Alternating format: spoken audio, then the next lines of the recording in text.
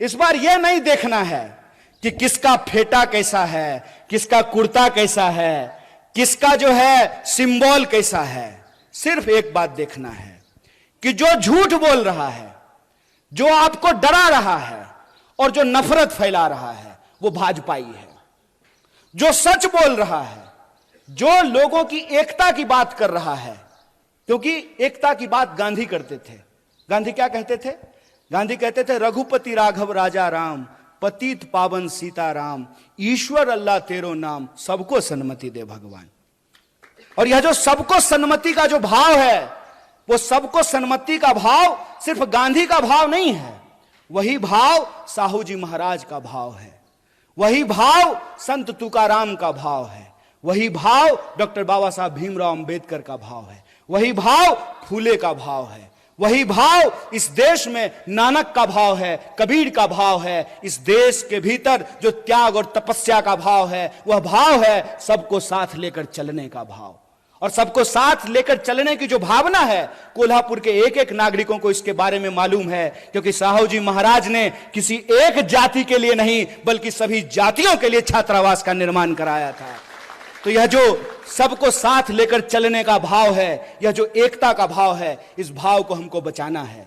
जो प्रेम का भाव है उसको हमको बचाना है, जो सत्य के प्रति हमारी निष्ठा है उसको हमको बचाना है। और यह हमको इसलिए बचाना है कि जो पुरखों ने मिट्टी हमारे हाथ में सौंपी है, जो पुरखों ने संविधान हमारे हाथ में सौंपा है, जो पुरखों ने जमहूरियत और लोकतंत्र हमारे हाथ में सौंपा है, इसको हमको अपनी आने वाली पीढ़ी के लिए सुरक्षित रखना है, ताकि जब हम इस जमहूरियत को बचाएं तो कल को उस जमहूरियत को का इतिहास पढ़ने वाले यह लोग समझ सकें, पढ़ सकें कि देश की आजादी तो 47 में मिल गई, लेकिन उस आजादी को बचाए रखने का आंदोलन भी कांग्रेस पार्टी, भारतीय राष्ट्रीय कांग्रेस के नेतृत्व में चलाया गया। इस आजादी को हमको बचाना है। और जनता के जो मूल सवाल हैं, उनकी कोशिश रहेगी कि वो इधर उधर की बात करेंगे, उनकी कोशिश रहेगी कि इतिहास का झूठ आपके सामने ला करके परोसेंगे, उनकी कोशिश रहेगी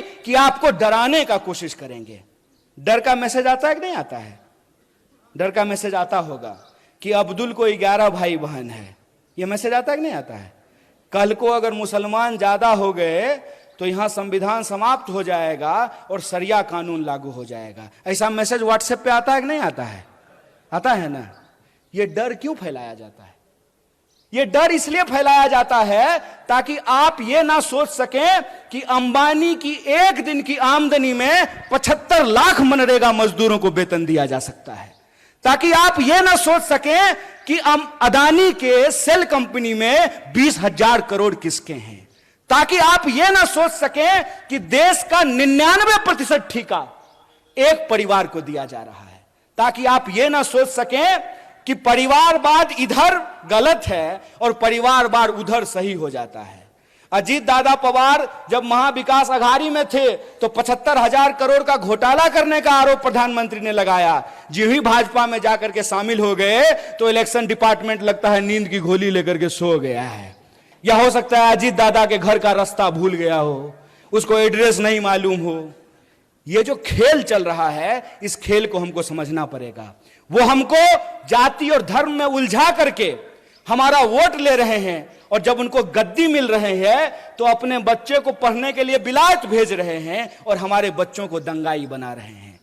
यह सवाल हमारे सामने गंभीर है और इस गंभीरता को हमको समझना पड़ेगा। और जो सद्भावना का संकल्प हमने राजीव जी को याद करते हुए खाई है, उस संकल्प को, उस कसम को हमको पूरा करना पड़ेगा। हम इंतजार नहीं करेंगे। अगर कोई इंसान किसी व्हाट्सएप ग्रुप में झूठ बोल रहा हो, उस झूठ का हमको मुकाबला करना पड़ेगा। किसी चाय की दुकान पे कोई नफरत फैला रहा हो, उस नफरत का हमको मुकाबला करना पड़ेगा। हमारे मोहल्ले में कोई अगर झगड़ा लगाने की कोशिश कर रही हो, उस झगड़े के खिलाफ हमको खड़ा होना पड़ेगा।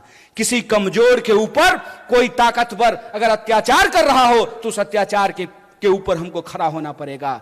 अगर हम ऐसा करते हैं तो मुझे लगता है यही महात्मा गांधी की राह पर चलना है, यही डॉक्टर बाबा साहब भीमराव अंबेडकर के राह पर चलना है। और अगर हम ऐसा करने में कामयाब होते हैं तभी हम राजीव गांधी को सच्ची श्रद्धांजलि दे पाएंगे। जब उनके द्वारा बनाए गए भारत का हम निर्माण कर सकें, उनके द्वारा जो भारत हमारे हाथ में सौंपी गई है उसका हम रक्षा कर सकें, और जो हमारी आने वाली पीढ़ी है उसको बेहतर भारत हम दे करके जा सकें, और हमारी आने वाली पीढ़ी कल को उन्हीं झगड़ों में नहीं उलझे जिन झगड़ों में हमारे पुरखे उलझे रहे हैं। हमको इस देश में दोबारा जात और धर्म का झगड़ा नहीं होने देना है, क्योंकि हमारे देश के संविधान की प्रस्तावना में यह लिखा हुआ है कि हम भारत के लोग हैं, और हम भारत के लोग हैं तो हम भारत के चाहे किसी भी हिस्से में रहे हों, इस मिट्टी से हमको प्यार है और इस मिट्टी को हमको हर हाल में सुरक्षित रखना है, एकजुट रखना है, और अपने आने वाली पीढ़ी को एक बेहतर देश और एक बेहतर समाज दे करके जाना है। इसी संकल्प के साथ एक बार पुनः